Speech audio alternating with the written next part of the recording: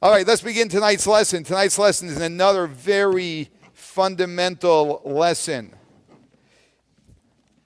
Lesson number 6, I mean something, therefore I am. That's really coined very, very well, and you'll understand as we go through tonight's class. We've discussed so much about meaning, and we're going to review what we've learned until now, at least in a very general sense. But you know, the most foundational part of meaning is one thing, and that is to matter. To matter. Do I matter? Right? Do I matter? That's a heavy question. It's a loaded question. It's a question maybe a lot of us may not want to think about, or at least a lot of people we speak to don't want to think about. And what does it even mean to matter? What do you have to do to matter? How many students does a rabbi need to have in his class for him to matter? Is it 20, 50, 100, 150? Like, at what point do you matter? Right? That's sort of the question that we're getting at tonight. And of course, you can put that into your occupation or whatever it is that you spend your time with, right? So let's actually go to exercise 6.1 on page 157. Who are you? Describe yourself. Now, if someone were to ask you, people ask me this all the time, and I'm sure you get the same question too, right? You meet someone, they don't know who you are, and they say, so who are you? Right? I'm not sure that's the best way to say hello to someone, but that's one of the ways that are common enough, right? So who are you? So who am I? How do you answer that question? How would you answer that question? My name is so-and-so, and I, whatever, right? I believe you. Yeah. So we all know, I think we all know that the way people classically would describe themselves is, and I am a rabbi, and I am a housewife, I'm a lawyer, I'm a this, I'm a that, a chiropractor, whatever it is, a therapist, a father. Oh, now we're getting closer now. Very good, very good. I'm a father, I'm a husband. Oh, there you go. Yeah, Candy was saying what I should say, right? Yes. Good. You're reminding me, Candy. I'm still new at this. Not so new, you're right. You're right. I have a few years of experience. But anyway, yes. So we want to get to the significance, really answering this question seriously. And one of the thoughts that I had was, when someone asks us who we are, not to answer what they're expecting to hear, which is sometimes we do, just to have the normal conversation, but to answer what we really think about who we are. And then to actually reassess who we are to ourselves, and then actually say that, which might be, I'm a grandfather. Maybe that's the dominant, way of the way I see myself. Right? Or, I love people, if that's true for you. That would be a funny way to answer the question, but it may be the truest way, and it may actually open up the mind of the other person. But we're going to get to all of what this means, what it means to matter. But we were discussing until now how to create meaning and how to respond meaningfully. We were talking about how do you create meaning, and then how do you respond to situations meaningfully, like last week, understanding that everything is orchestrated by God, everything is by design, everything is with purpose, right? So that helps us respond to things meaningfully. But tonight we're going to a whole different level. Well, let's first begin by reviewing everything that we discussed until now. So in the first lesson we discussed, as humans, we hunger for meaning. We hunger for meaning as humans. And we discussed all the classic things that we know humans would need to do in order to have a meaningful life. Meaning alone doesn't suffice. There must be purpose. We discussed how meaning really is a byproduct of purpose. And purpose is that I was given a purpose. I don't invent a purpose. I was actually given a purpose. And then lesson number 3, the Torah reveals the underlying purpose of all of creation. We look in the Torah to understand what the creator of the universe had in mind when he created the universe, how I am part of this universe and creation that the Creator created to fulfill whatever the purpose is in his creation, right? And what is my role? What is the purpose in general? And then what is my distinct role in that? And when we are living our purpose, then we suddenly discover that things are meaningful. The purpose itself is not always exciting, it's not always easy, it's not always fun. But the byproduct of living a day of purpose will always be meaning. That means that if, by way of example, to really simplify this, because this is a large part of God's purpose for us, is helping another person, even though helping another person often takes more time than we wanted, right? For example, today, a rabbi in Rebbitzin from New Jersey drove here to see our mikveh. In addition to being flattered, but no, I mean, they came to see, they're looking around different mikvahs because they're remodeling their mikvah. So they wanted to see our mikveh too. So we were on their list. So they called and said, can they come today? I teach 2 classes on Mondays. Mondays are not my good day. But I figured out, I accommodated them and I met them. And even though it was very inconvenient, it was not practical, it was very meaningful. Because that will always be meaningful. Whenever we're doing what a purpose, it will always be meaningful. Then we discussed lesson 4, the rhythms of time, how everything happens within the context of time. Every moment of time has a unique energy. When we plug into that energy, at least we can begin on a general level. Shabbos, major holidays, personal events in our lives, our birthdays, our anniversaries, and even an anniversary of death, a yortzeit. All of these things add meaning to what may begin to feel like a routine that's repeating itself. And then last week we had a blowout class. If you missed last week's class, you have to listen to the class. And if you were here for last week's class, you should listen to it again. Everything that happens is an opportunity for meaningful living. God's designing everything all the time. Everything is by a very minutely orchestrated divine providence. And therefore everything, when we look at things through that lens, everything becomes meaningful. Every interruption becomes meaningful. Yes?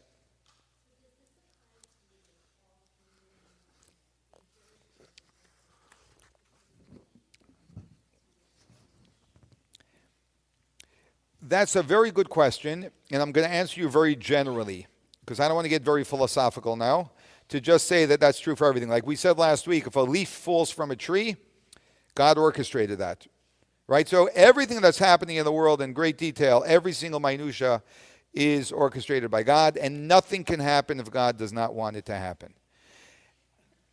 Okay, so it actually includes everything beyond what we can even fathom, the nucleus of an atom. Everything, and the nucleus of an atom is not even the minutia anymore. It used to be minutia, right? Okay, and tonight we're going to be discussing: do we matter? Do we matter? What makes me matter? If I matter, what makes me matter? I want to be clear about something: that if we don't have the right perspective on what makes me matter, then my whole life I will struggle with whether I matter, which is, I think, the case for the vast majority of humanity. And therefore, we're trying to always do something to matter. And the funny thing is that, that's why I said 20 students. Oh, when I have 20 students in the class, I'm going to matter. Then I'll be a legitimate rabbi. And then you have 20 students. No, 20 students, 30 students. And that never changes. It never stops, because that's not what makes us matter. So we really have to tap into what it is that actually makes us matter, and we're going to do a little bit of a deep dive, and we're going to go level by level. Okay, so we're going to go to first understanding what makes anything any of existence matter. Then we're going to what makes humanity matter. And then we're going to do something that may make some of you uncomfortable, and that is what makes a Jew matter. Okay, and that's going to be very important. Because if we can't acknowledge who we are, then we cannot live up to who we are. Remember that. If we cannot acknowledge who we are, we will never live up to who we are. So we have to have the courage to say who we are, and then we have to have the courage to understand that's a responsibility and to live up to it. Okay? And that's all part of what we're doing tonight.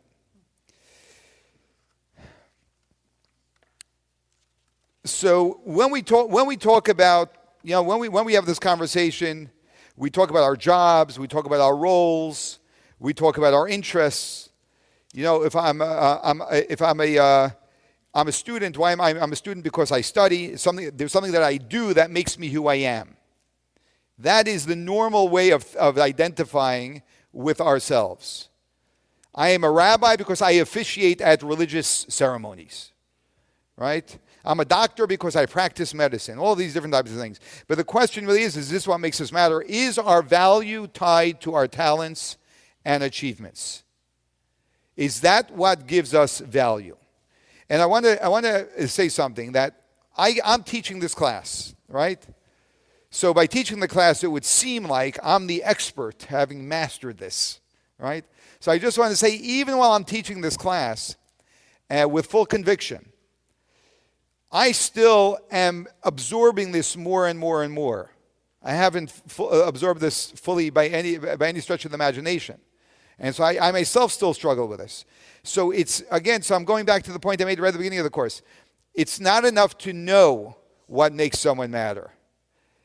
We need to actually feel that this is what makes me matter.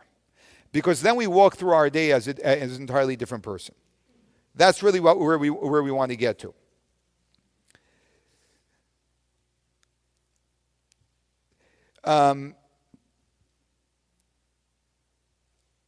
Let's go to text number 1, page 158. Think about the first time you realized you mattered. What happened? How did you feel? Chances are your moment of mattering impacted and moved you. Most likely, you felt important because of what someone else said or did. Feeling significant is a basic human desire and critical factor for mental, emotional, and physical well-being in life, school, and work. So what is mattering? Why is mattering so important? And how can we learn to create the experience of mattering for others? Researchers find mattering is the feeling that we're a significant part of the world around us. It's the belief that we're noticed, important, and needed right now. While studies show experiencing mattering increases a sense of self-worth and motivation, research also finds it reduces the risk of severe depression, anxiety, and can save lives. Beautiful. So mattering for a human being can actually be everything. It can actually be everything. And if someone really feels that they don't matter, they're in a very, very dark place. The question is, who do we need to matter to? And what will make us matter? When mattering is dependent on anything other than ourselves, that means when mattering depends on how many students come to the class, then that mattering will always be fleeting. It will never be permanent. When we don't feel our intrinsic value, that means if we don't feel intrinsically valuable despite anything outside of us, including anything that we may have done, then we're vulnerable to rejection. And that's exactly what happens. So what happens is when we're validated, it goes away. When we're not validated, we suddenly feel very bad again. We feel insecure again. And we're seeking validation, and we do things in order to get validation. And what we really need to ask ourselves is there true intrinsic mattering?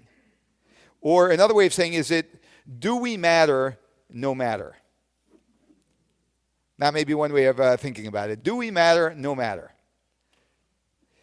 And this is the challenge that we have with self-esteem. We all know that self-esteem is very important.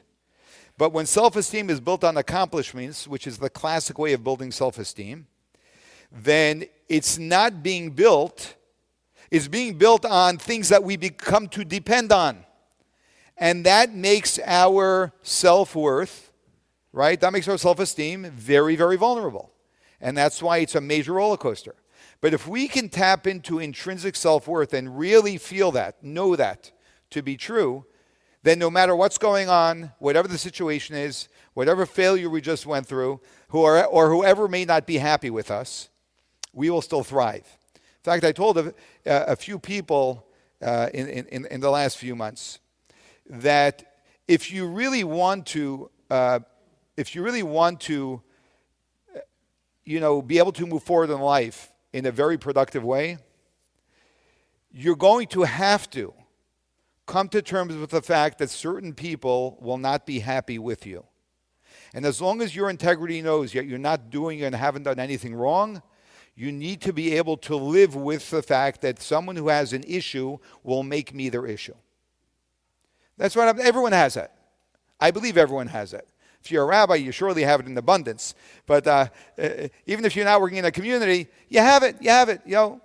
That's what it is. We have to ask ourselves with integrity, which is not always easy to do. Did I contribute anything over here? Often we did. We have to come clean on that.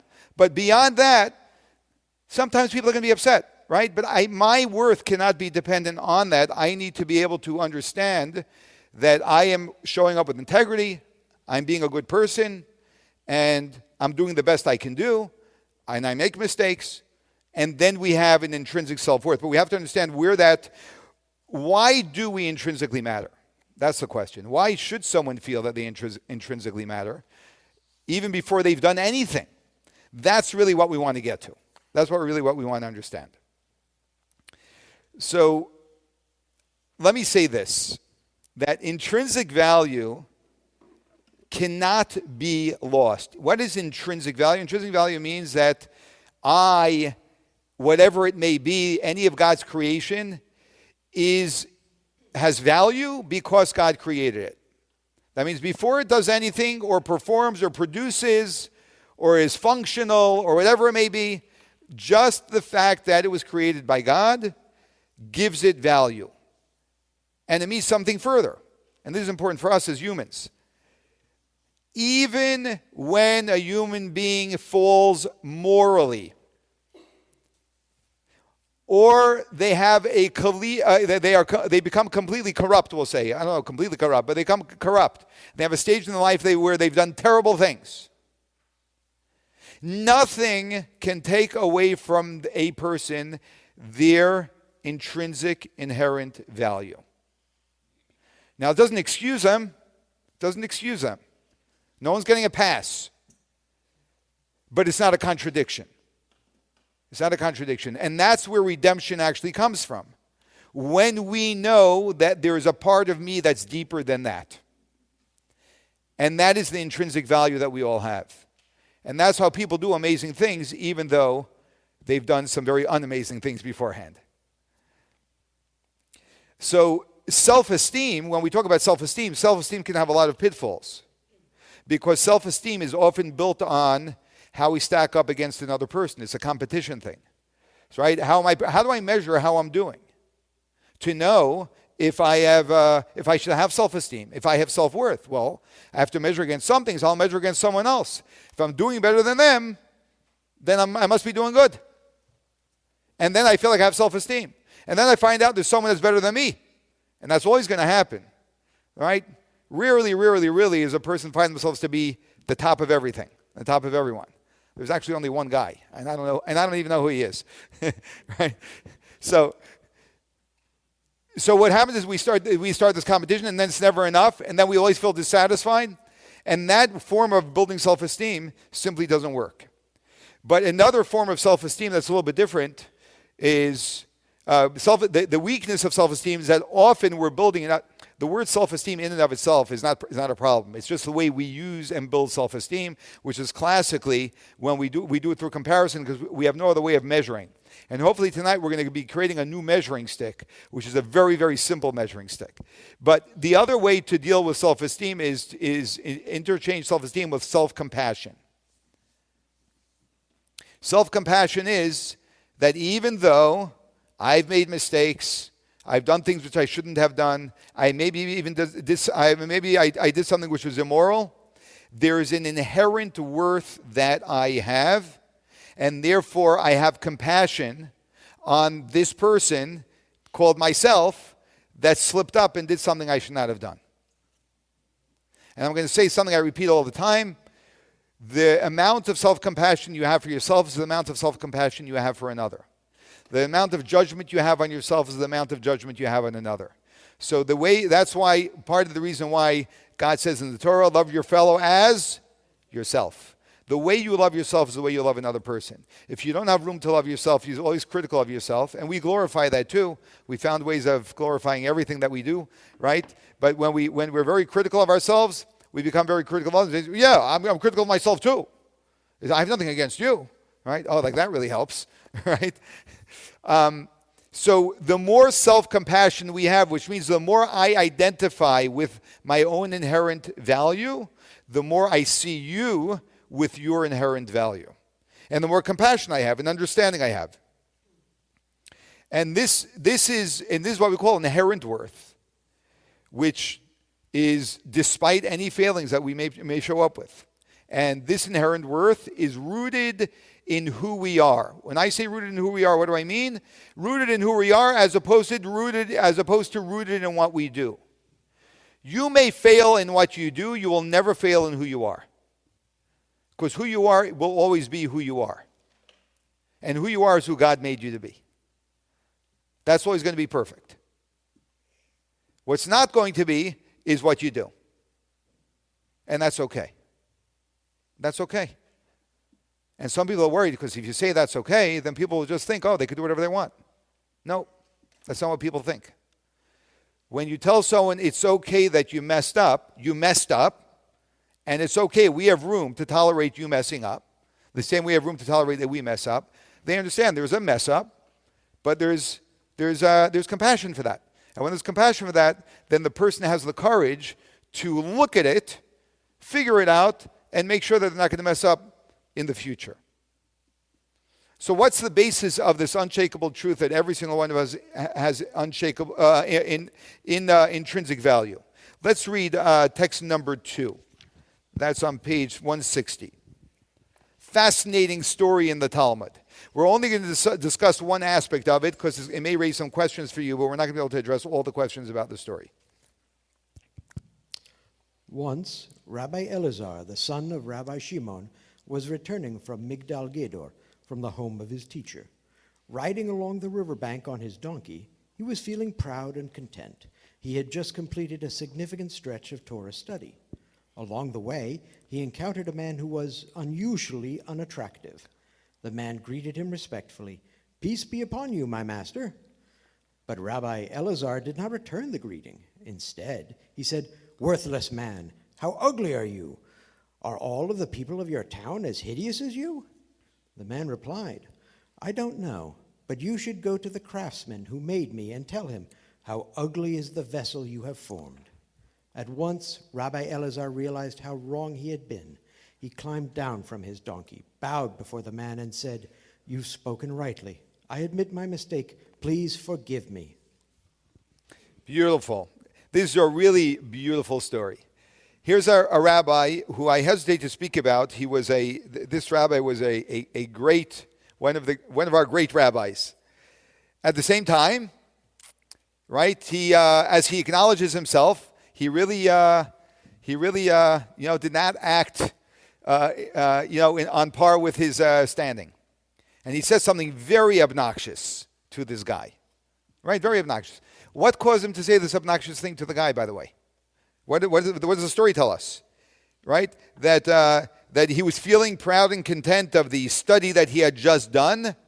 Right? What was he feeling? An accomplishment. Something he had done. He wasn't feeling who he was. He was feeling something he had done. We call it arrogance in English.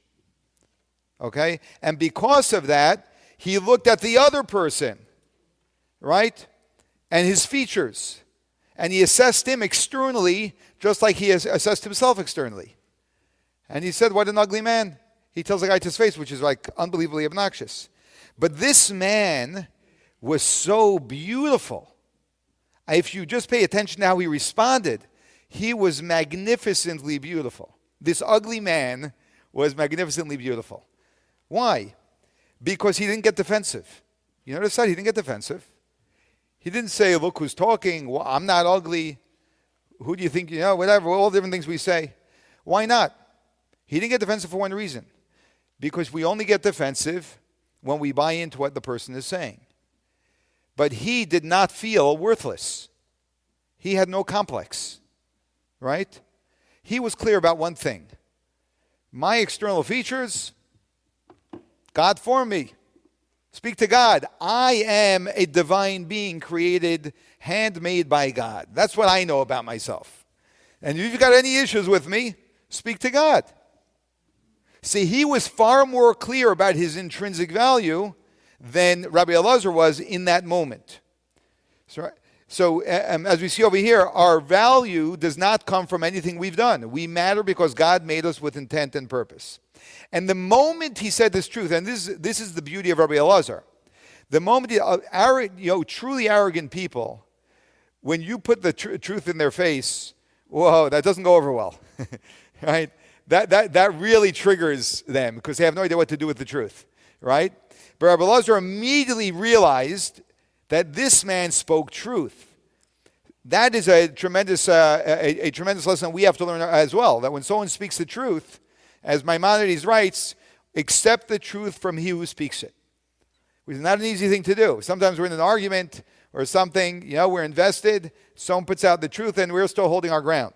Rabbi Elazar didn't do that because Rabbi Elazar knew the truth and he was able to acknowledge it. He had that much humility, and that we are created with intent and with purpose. Everything God creates is with intent and with purpose. So just 1 second. So therefore, if we have, let's say we have some magnificent, very sophisticated satellite that a bunch of scientists designed that are going to be sent to outer space. It's being sent tomorrow morning. Right now it's sitting in a hangar in the airport, right? Does this satellite have value? The answer is yes. It was designed with intent and purpose. Is it fulfilling its purpose yet? No. It's not the fulfillment of the purpose that gives it its value. It has intrinsic value in that it was designed with intent and purpose. That is true for all of creation. Yeah, Joel. Yes.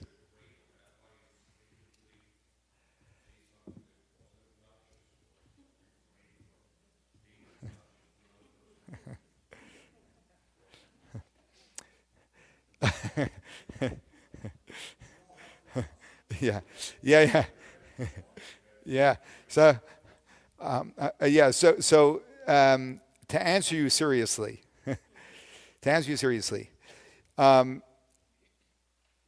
I would say this. It would be good for us to come to know this. And you're hearing this straight from a rabbi. Rabbis are just people. They are playing a role in which they should be carrying a higher standard, living up to a higher standard. Some do that better than others. Some do that worse than others. Right? They're still serving the community and whatever it is that they do serve, and they have flaws. And I'll tell you, I've trained myself. I continue to train myself not to be impressed by anyone's flaws.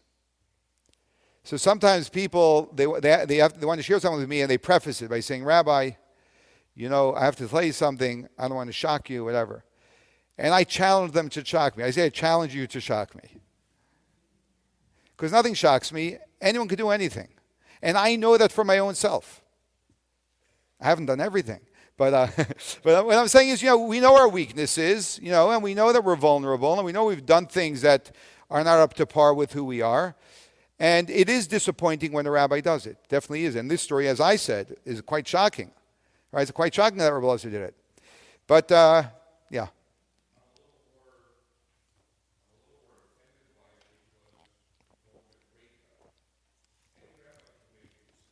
Yeah. Yeah. So I'll tell you another truth. And this is the Talmud teaches, Tractate Sukkah. Maybe you'll get to it soon. It says, I believe it's Tractate Sukkah, Kol hagadol mechavero, whoever is greater than his friend, yitzro gadol heimenu, his evil inclination is greater than his friends as well. So the evil inclination, God always keeps the battlefield even. So you move up in your matches and your competition gets stronger as well. That's exactly what happens in life. So actually, and the Talmud has some explicit stories regarding immorality about how very esteemed rabbis found themselves in very, very compromising situations. And that is actually the way it works. So it doesn't necessarily get easier. And that would be a way to explain it. Yeah. Okay. Okay. So let's discuss the. We're going to begin by discussing existence and creation at large. Okay.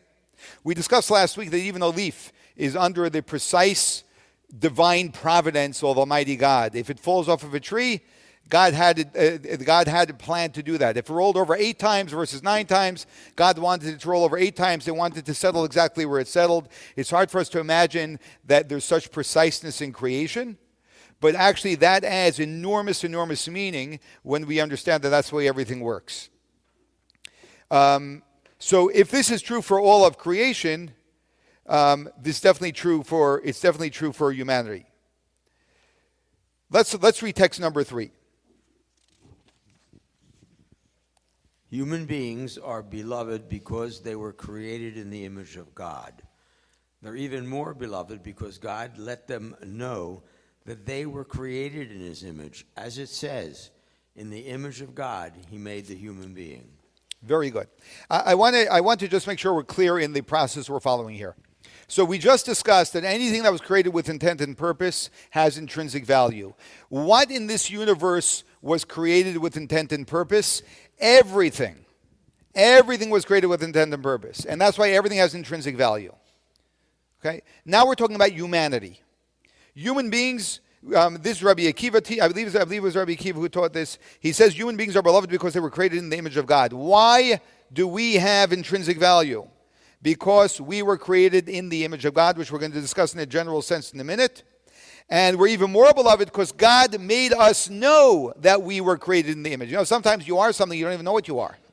But God let us know. Man was created in the image of God. So we also know we were created in the image of God. And that shows even more love that God has for us, that he wanted us to know that we as humanity, as human beings, are created in the image of God. What does the image of God mean?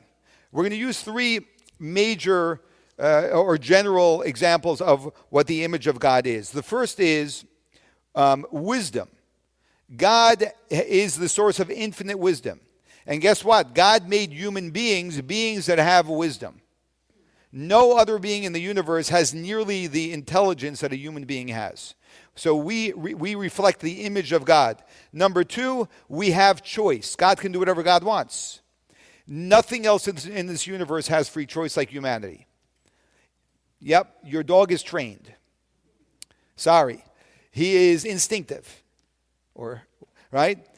Animals do not have free choice like humans do. We have the ability to go entirely against what we want to do. You can have a desire and an inclination to do something, and you can have full self-control. Not easy, I know, but we can. And that's our power of choice. That's the power of a human being. We are the only beings in the world that reflect God in that way. God can do anything. We can't do anything, but God has choice. All right? And we also are given choice.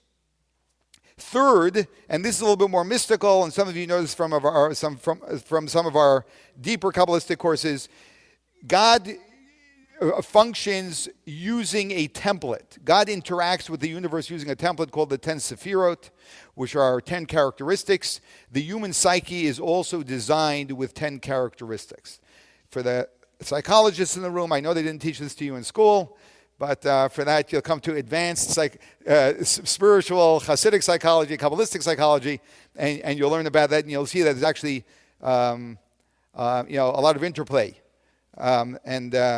Secular psychology picked up a lot from our teachings.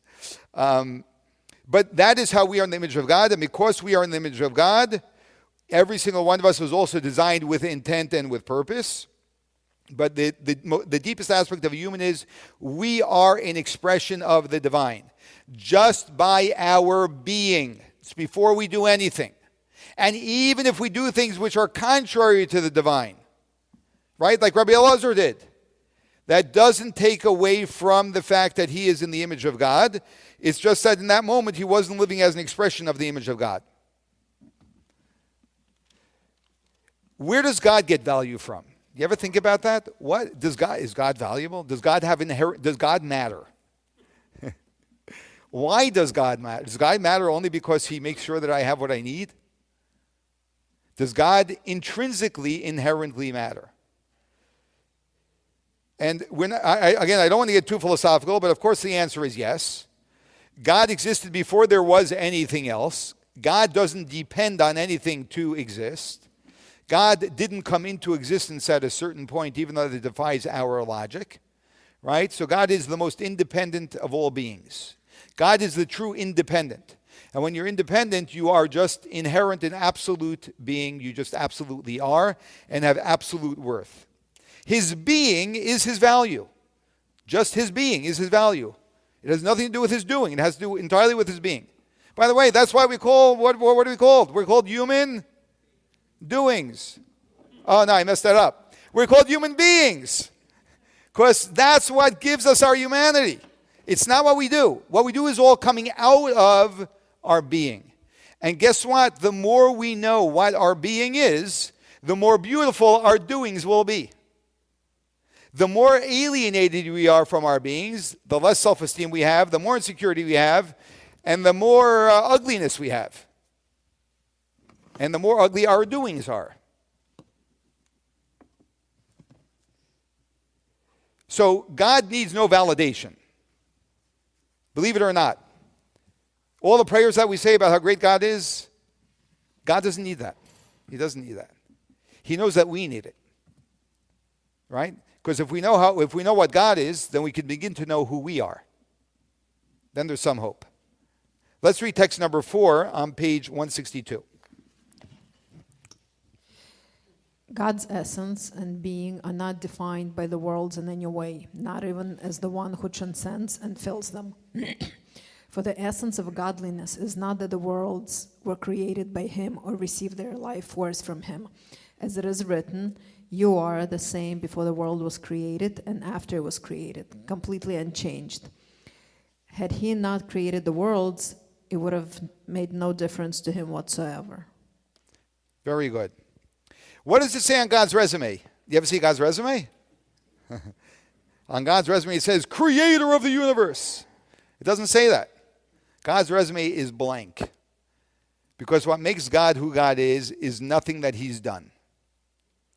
So he doesn't even have creator of the universe on his resume. Right? And that is true for each and every one of us. And God wanted us to know this. That's why he let us know you were created in the image of God. And you are so beloved to me that I'm going to make sure you know that you were created in the image of God. This is distinct to humanity. And we're even more beloved because God actually told this to us. He wants us to know that we have intrinsic, unconditional worth. There was a 14th century Kabbalist in text number 5 who expressed it. Let's read text number 5.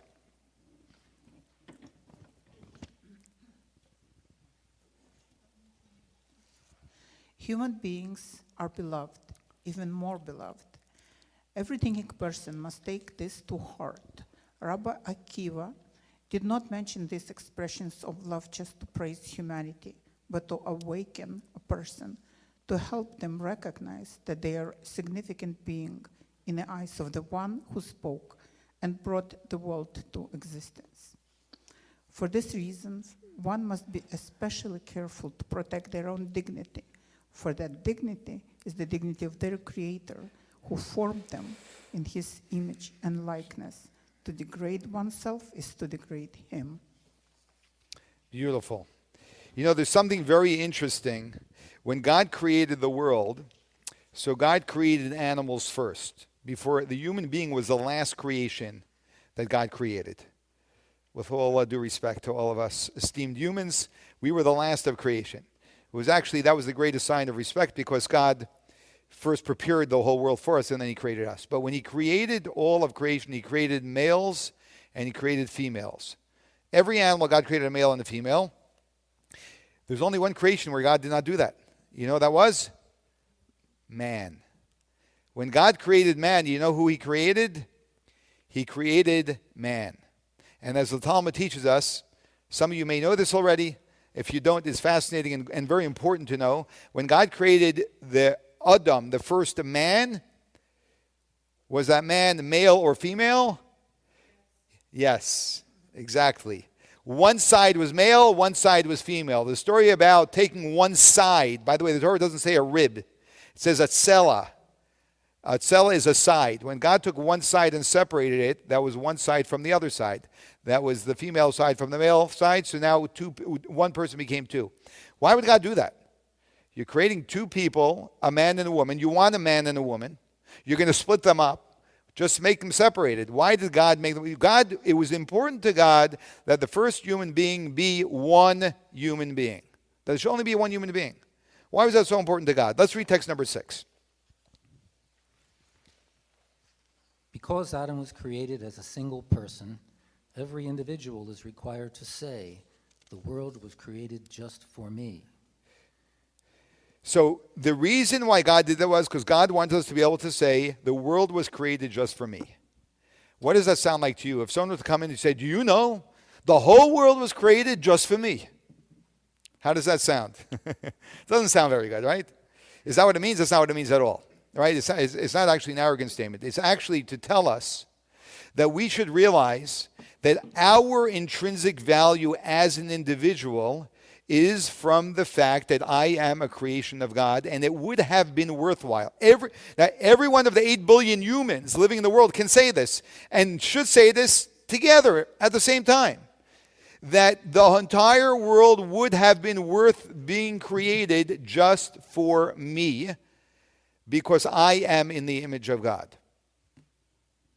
That's what it's teaching us. It's giving us intrinsic value for us to understand how valuable we are.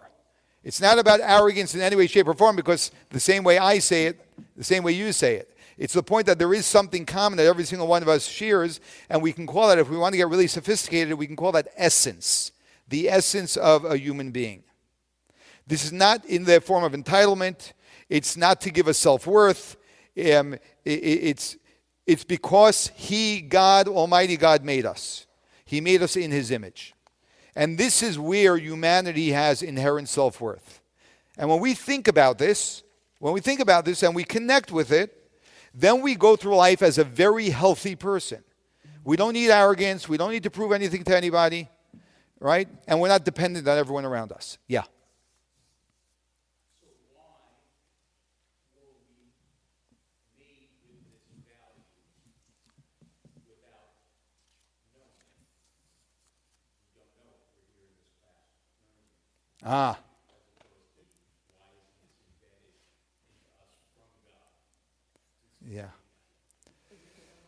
Yeah. So the question is, why then don't we know that we were created in the image of God, and that God loves us and He wants us to know we're created in the image of God? Unlike what the mission says, that God let us know. Well, what God didn't let us know, you say. Yeah.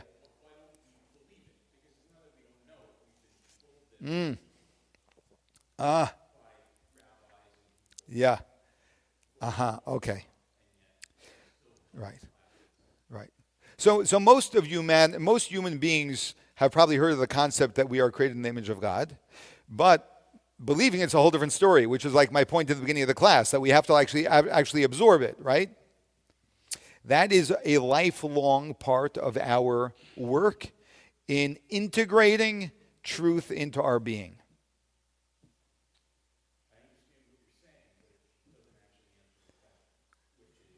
Yeah. Okay. So the question is, yeah. Yeah. Yeah. Sandy, I love you. Because you're consistent.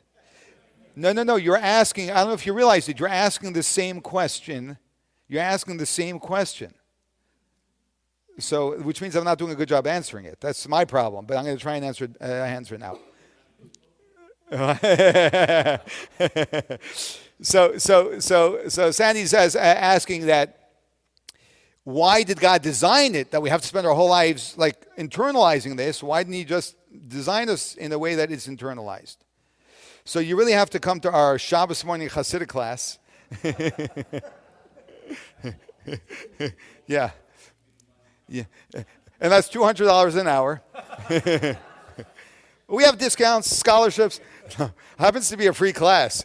But no, we just happened, this shop's one, we happen to have learned this in depth. So I'm going to try and give it over in brief, but it's something that, the entire purpose of the world. What did God do? God took souls in heaven. They're in pristine divine bliss in the presence of God, and he takes this soul and sticks it into a body. The body needs to eat. It's got to deal with waste. Got to shower.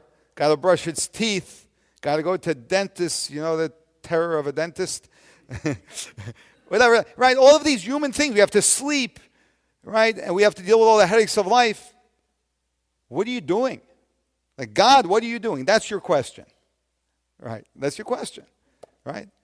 And the answer to the question is that's exactly what God wants. What God wants is that the soul should have friction and then learn to be able to, within this foreign environment, make this foreign environment aligned with the soul, which is another way of saying making this world aligned with God. And you don't like that, and I don't like that, because it makes life very difficult.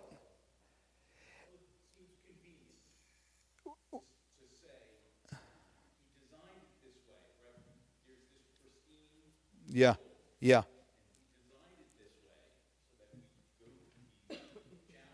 Mm-hmm. Yeah.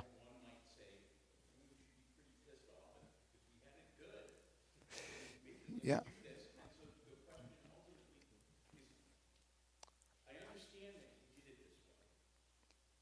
Mm-hmm. Yeah. Let me add one more thing, which will either help or it won't. And if not, my apologies. Okay? So firstly, I'm just commenting a little bit, then I'm going to get to the point. It's not convenient. It's exactly the reason why God designed it. You just don't like it, and I don't like it. But we have a choice. We can either kick and scream and complain about it the rest of our lives, or we can get on board with the program, right? And then find meaning in it. And here's where I want to bring out that you know this. Because you know, when I say you, I mean, we all know that there's no satisfaction in life when we're given a free ride. So God actually did us an enormous favor. And he said, yeah, you're going to be in a challenging situation, but all of your satisfaction is going to be from those challenges. Without those challenges, there will be no satisfaction whatsoever. If you give your kid, what's his name again from Nebraska? I always forget his name. No, the wealthy guy. Warren Buffett. Warren Buffett didn't give all of his kids $1 billion each. I'm not commenting on whether you should or you shouldn't if you have $1 billion. First give me the money, I'll figure it out then, okay? But he gave each one of them, I don't know, whatever amount he gave them, and they all have to go to college and do their thing. Because he believes, and he's not wrong, that he will ruin his kids if he gives them a free ride. That is the most miserable life a person can live.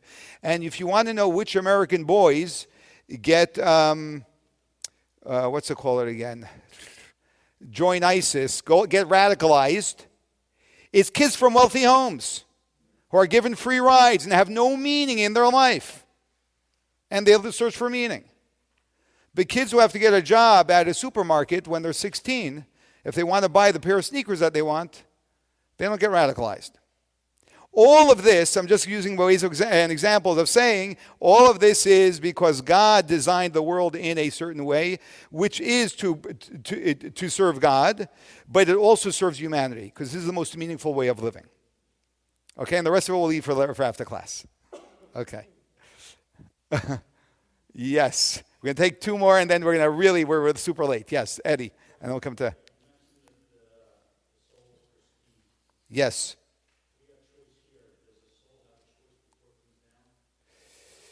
No, it's born against its will, and it passes away against its will. Soul doesn't want to come down. Yeah. Yes. It's a Mishnah.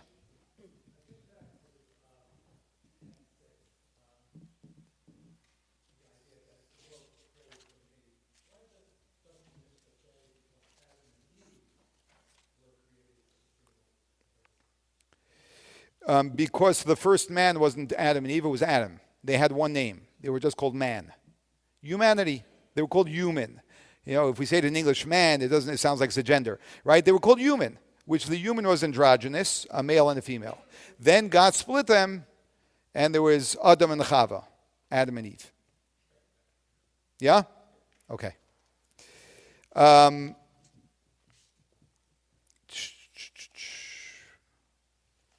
Okay, just a second. Okay, so now we're going to go one step further, okay? And that is, we're going to discuss not just humanity, but now we're going to discuss the Jewish people. And I want to preface this. I may ask you for some extra time tonight because I'm realizing, like, whoa. But I know we have some really important questions that everyone wants answered. But I have to preface, I have to do justice to this subject. When we talk about a Jewish people, I don't know if there has been a time in the last 80 years, we'll say, since the Holocaust, that this has been more relevant for us to discuss. When we discuss being a Jew, right? Now, and I hope you know that if you were to ask me what makes a Jew, right?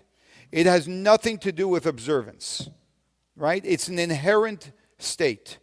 One Jew can never be more Jewish than another Jew. It's an impossibility. Either you're Jewish or you're not Jewish, right? What is this Jewish, right? What is this Jewish? Is it a culture? Because if it is, one person could be more culturally Jewish than another. Because I may have eaten more matzo balls than you did. Okay? I'm just saying. It's possible. So it's not a cultural thing. It's not even an observance. It's not a religious thing. It's not even a faith thing. Like, we are the only people who have members of our people walk into the synagogue on Yom Kippur and you ask them, why are you here? I thought you don't believe, you don't know if you believe in God. He said, I don't. So why are you here? I'm Jewish.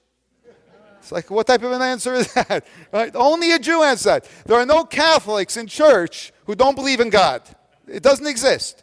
But Jews don't have to, you don't have to believe in God. You actually don't. You're still 100% Jewish. I'm not suggesting that you shouldn't, right? I'm just saying that your Jewishness is not contingent upon anything.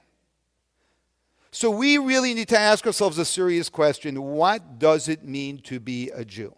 And if the answer makes us uncomfortable, so it makes us uncomfortable. Me and Sandy worked out that life is uncomfortable already. So it makes sense. Life is uncomfortable. Okay, so we'll be a little bit more uncomfortable, all right? That's my preface to what we're going to get to here, because this, what I'm telling you, is just what the Torah tells us, right? All of creation was created with purpose. Humans are created in the divine image. And a Jew is called something beyond just the divine image. A Jew is called the child of God. And by the way, Christians will believe this sometimes more than Jews do. That's a little problem, but it's not a problem that they believe it. It's a problem that we don't believe it as much as they believe it, right? But we have to know that. I'm very, very brief. Yes, okay, go ahead. Yes.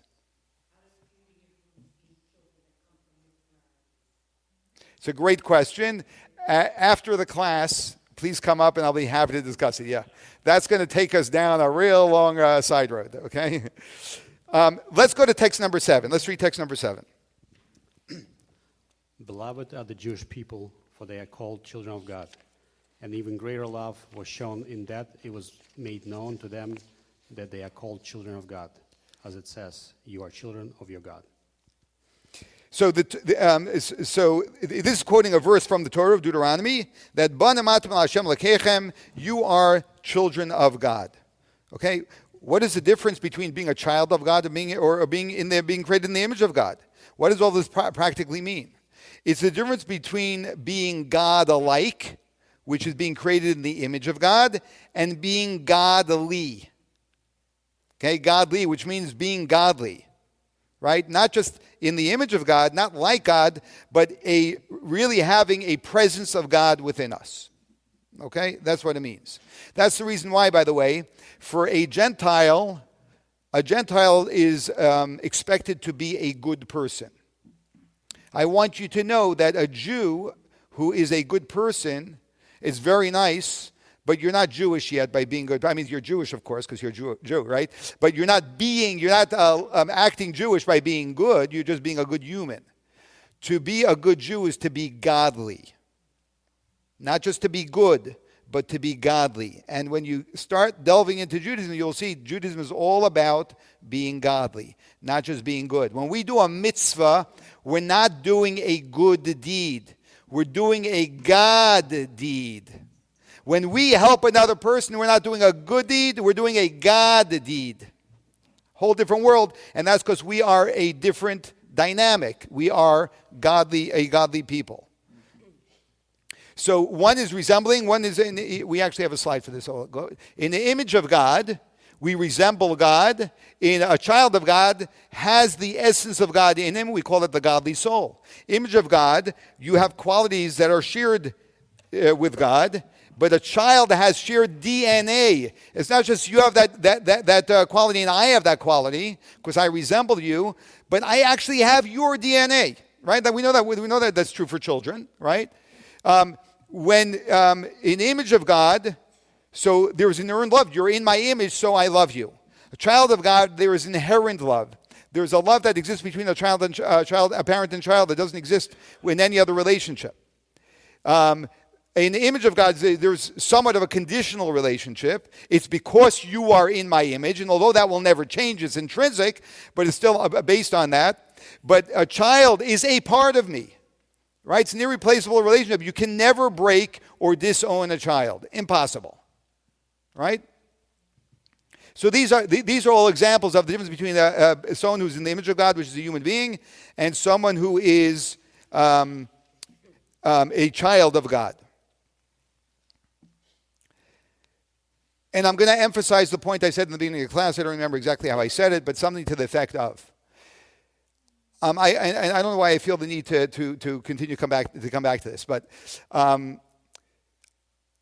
very often we are scared or shy or embarrassed or apologetic to say that as a Jew, I was given a distinct role in this world. If we don't own that role, we will never live up to that role. God is waiting for us to live up to that role.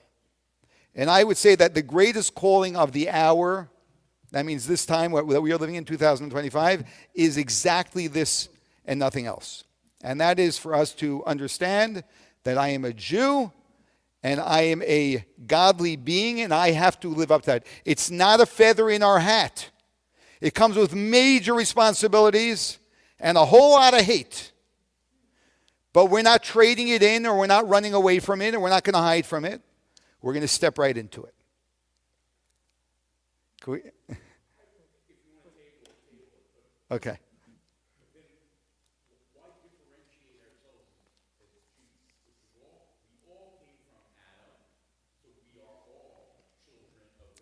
Mm-hmm.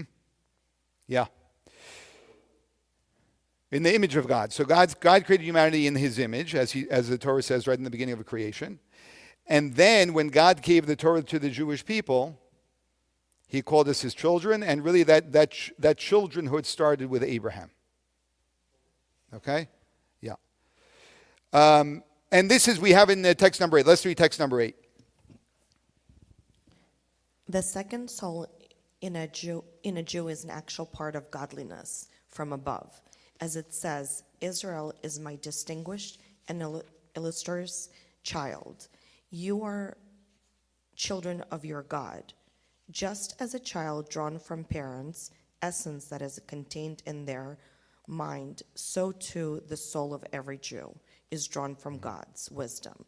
And since God is wise, but not with human limited wisdom, for he and his wisdom are one, the Jewish soul, which stems from that wisdom, is likewise one with him. Beautiful. And this is from a section, the second chapter in Tanya, which just brings out this point of the divinity that is a part of what makes a Jew a Jew. And we have a beautiful verse from Hosea. I'm going to read this in text number 9a. When Israel was a child, I loved him, and from Egypt I called my son. God was already calling us his son when we were in Egypt. Why is this significant that he's pointing out that God already called us his son when we were in Egypt? When we were in Egypt, we were on a very, very low spiritual level. So much so that the angels in heaven said that they cannot distinguish between a Jew and an Egyptian on our spiritual level. And God's pointing out, and this is why the prophet is saying this, that once you are my child, however you behave, a parent loves a child. That love between a parent and a child will always be there no matter what. That is something that is distinct and unique when it comes to children.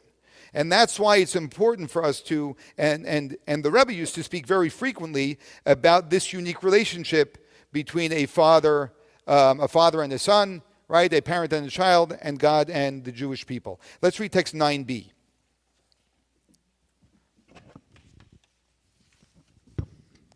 A father's love for an older child who has developed intellect and refined character may not come solely from the fact that this is the father's child. It may also be because the child is wise, well-mannered, or respectful, and that's love rooted in reason. But a father's love for a young child is different. It's not about what the child does or doesn't do. It's an essential love because they are one. Father and child are of one essence. With an older child, though this essential bond remains, the love that stems from observable qualities can sometimes overshadow it. The essential love is always there. It's just not always on display. Right. You know, when you have a baby that is, that's crying at 2 a.m. and you have to get up at 6 a.m. and you went to sleep at midnight, right? You're not loving that child for any reason other than this is my child, right? And that love is always there. And even when we act out sometimes, not as a parent should, right, it still doesn't take away the love that we have, right? That's interesting. That's the unique thing about a parent and child that doesn't exist in any other relationship. That's an unbreakable, it's an inherent bond that's so deep that it's just wired between the two because they're really enmeshed one in one. I don't mean the word enmeshed in the psychological way, which creates problems. But in fact, we find, if you read the history of the Jewish people, after we go into, we know we get the Torah, we're in the desert for 40 years, no GPSs yet, and then we get to Israel, right? If you read the history of the Jewish people, and some of you I'm sure have the prophets, you'll read some really shocking things about how the Jewish people got so sunken into idolatry, which is the most severe of sins, right? And God never gets rid of the Jewish people. In fact, we have this from the Midrash, text number 10. Let's read text 10.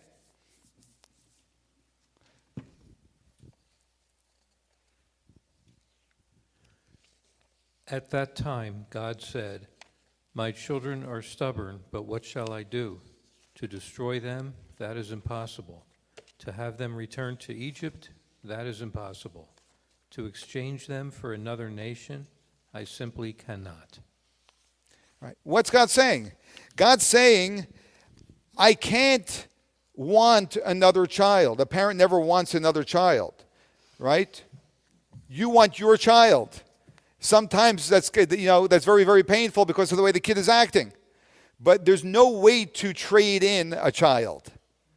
And that is the unique relationship that the Jewish people have with God. Well, why is this relevant? So to God we matter, and he wants us to know it. Why is this relevant? This is relevant for a very significant reason.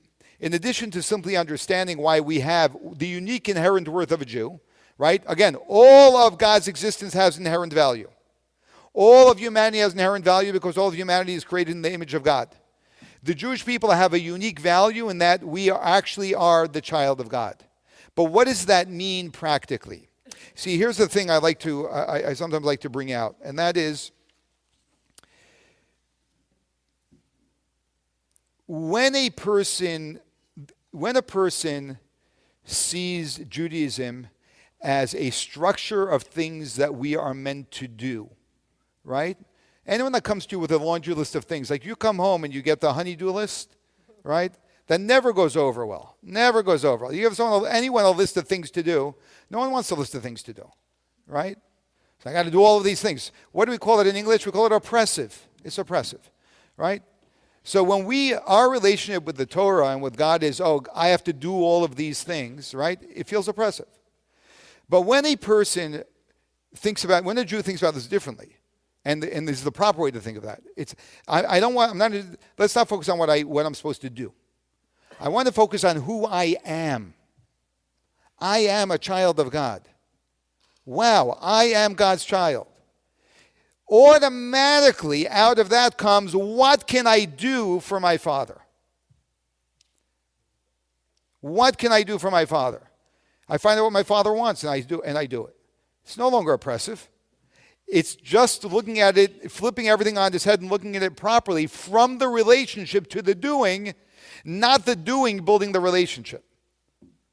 One is so much more pleasant and so much more beautiful and so much more proper than the other. And that's actually what we're talking about. So what is the outcome when we can feel the love that God has for us? Because we know that I am God's child. God never throws me under the bus, so to speak. God never gives up on me. God has unbelievable patience for me, right? Like if I were to ask you, when you put your head under your blanket tonight, okay, ask yourself this question. Okay, ask yourself honestly,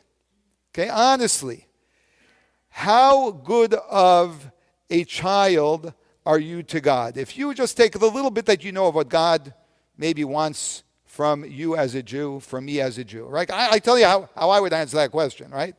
I would just say, God, I'm really trying to do my best. I know I'm falling short, terribly short, but I'm really trying to do my best, and I believe I'm moving in the right direction. I'm improving. And I know that you're good with that. And I'm good with that, actually. I don't live with guilt. I mean, not too much guilt, right? I'm Jewish. I don't want you to think I'm not Jewish, right? but right? So when we think about it honestly, and the capacity of the quality of doing what I do, could be so much more profound than it is, right? But when it comes from I am a child of God, now I'm approaching this in a completely different way. You know, if you think about the royal family, right? Man, I thank God I'm not part of the royal family. It's like they got this whole list of crazy things they have to do. It's, right? I mean, it's just a long list of things, long list of etiquette. Let's go to actually page 170. If we already matter unconditionally, right? Why try at all? Oh, God loves me. Everything is great. Like I said before, so now God loves us unconditionally, so everyone's going to go for a free ride. No. The moment a person feels the love of their parent, they want to do whatever they can for their parent. It's when our children don't feel our love that they turn their back. When a child feels our love, our genuine love, right? They feel indebted. They feel, I shouldn't say they feel even indebted. They feel love. And they want to love back. Like, he's amazing at that, by the way. By the way, tonight, we wouldn't have all of our technology if not from Menachem Mendel. We had a major glitch tonight. He had to go under the stage. I think he just stepped out of the room. Yeah, he had to go under the stage to fish out the wire. You don't even know. So, man, did I feel love from him tonight. But anyway, so the royal family, you know, they have all of these, they have to dress formally, no sweatpants. Can you imagine no sweatpants? Teacup has to be held with the thumb and index finger. I don't think ever in my life I held a teacup that way, right? No public displays of affection, no political opinions, no physical contact beyond handshakes with non-royals, no autographs of selfies, like all of these different things, right? So do you think if I held a teacup that way, I'd become more royal? No. They are royal, so they behave royally. The behavior doesn't make them. Who they are defines how they behave. When we know who we are, who God made, He chose me. I didn't ask for it. I didn't ask to be born. I was born. I'm a human. And then God decided I should be a Jew. See, He bore me to Jewish parents. I'm a Jew, right? This is what God wants for me. This is my role in life. The Gentile has seven Noahide laws. I have 613. Right? That's what it is. Right? If you want to look at the doing side of it.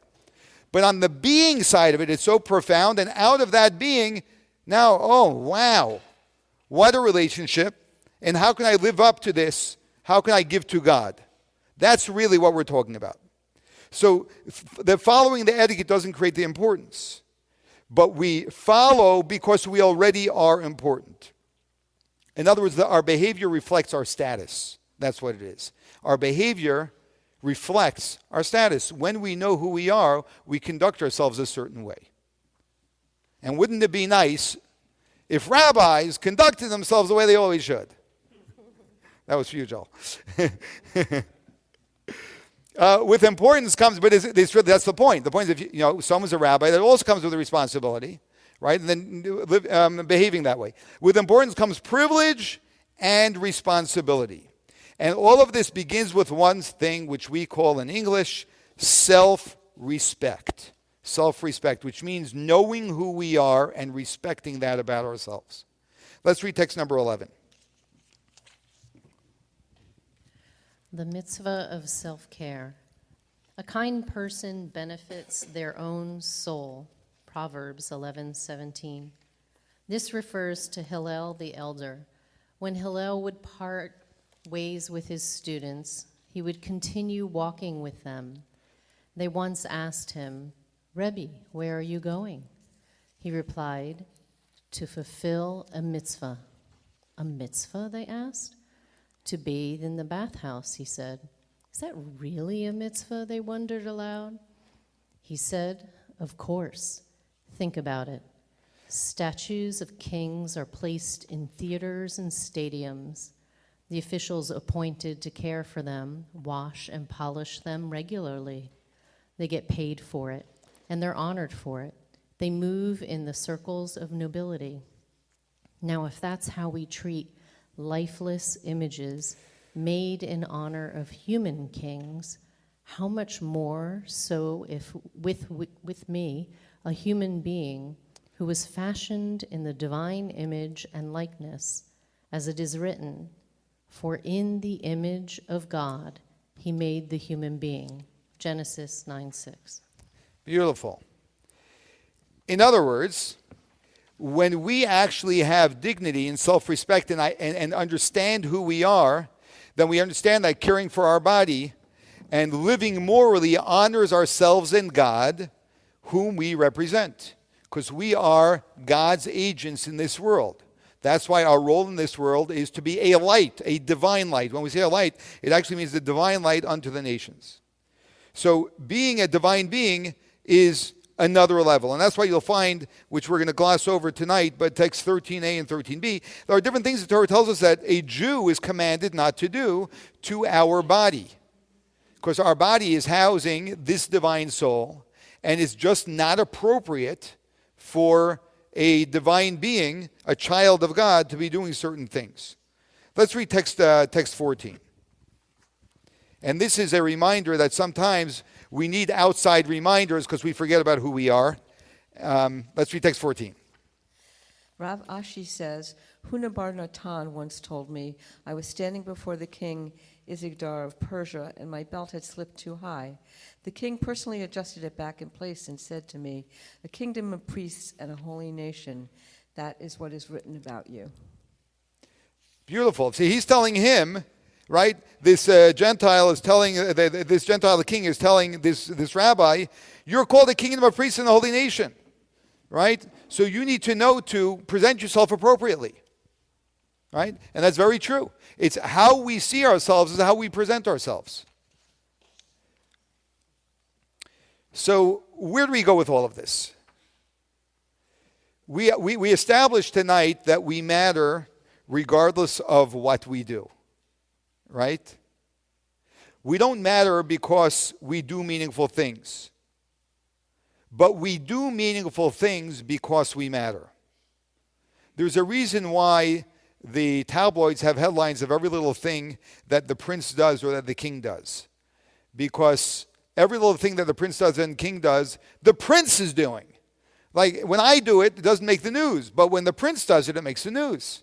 Because the prince is doing it. Because the king is doing it. Some people go through life saying, I can do whatever I want as long as I'm not hurting another person. Right? Actually, no. If I am a child of God, I cannot do whatever I want. I actually have to do whatever is befitting of someone who carries the presence of God in them. So it's not about doing whatever I want. And this is really taking on serious responsibility, where we really begin to take full responsibility for who God made us to be and how we live our lives. It's not. We can't just do whatever we want. We can't just live it up. We just can't have an easy ride. Freedom is very, very precious. We all know that. Jews know that more than anybody. Freedom is very, very precious. However, it has to be led with responsibility. I'm going to assume we all know, I hope we're all on the same page here, right? That when we don't take responsibility, we actually lose our freedom. Right? So freedom is what gives us responsibility is what gives us freedom.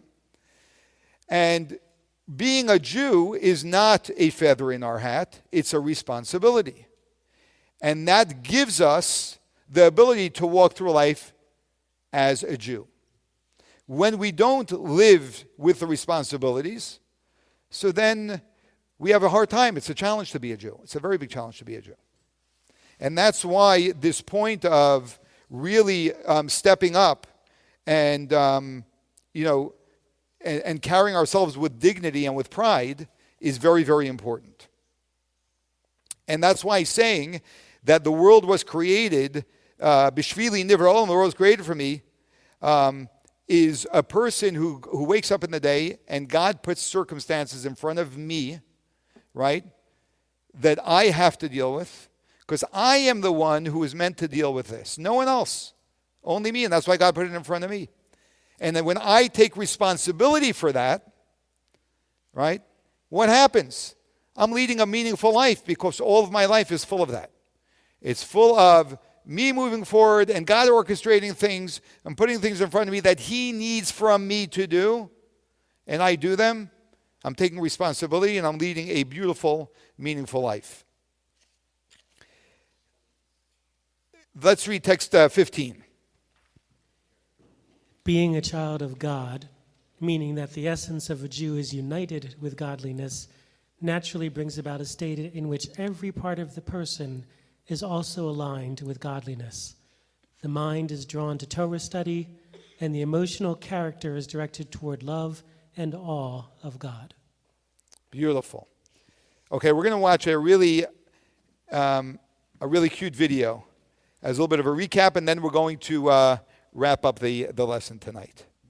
So perspective shift: when we realize our importance, we are happier, more fulfilled, and all of our actions are infused with purpose. This is I just want to say, this is one of the great ironies of life.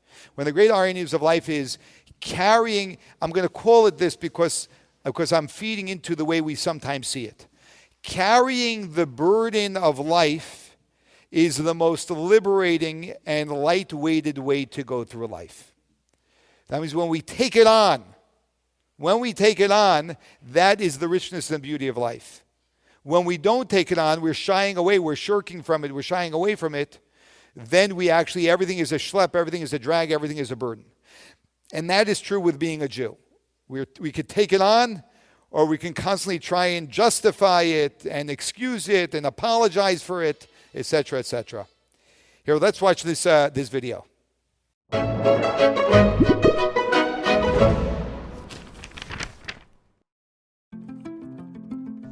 Hello, thank you for calling Life Tech Support. How may I help you find fulfillment in life today? Yeah, hi there. I've done all the things, checked all the boxes, so why does it feel like something's still missing? No problem. We'll troubleshoot together. Before we dive in, could you share your screen so we could look at the settings? Oh, sure. Sure, I could do that.